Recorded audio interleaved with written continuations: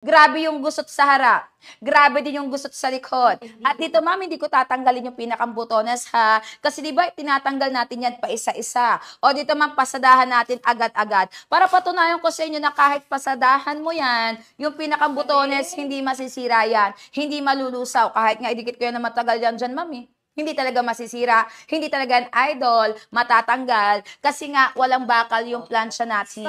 O ma'am, dito naman tayo sa favorite part ni Dolor, yun na yung katawan. O ma'am, hawakan sa laylayan, yung limang butas, ididikhet. Pindot, bitaw, hagot pataas, isang pindot, bitaw, hagot pababa. Ma'am, same procedure. Kung napapansin nyo, idol, matagal, o kanina pa kami nagpaplansyahan, pero ma'am, iisa lang. Yung paggamit o yung tamang paggamit dito sa plansya natin. Pipindot, bibitawan at iahagod, plansyado, garantisado yan, ma'am. O ma'am, ito yung plansyado. Sa hindi pa napaplan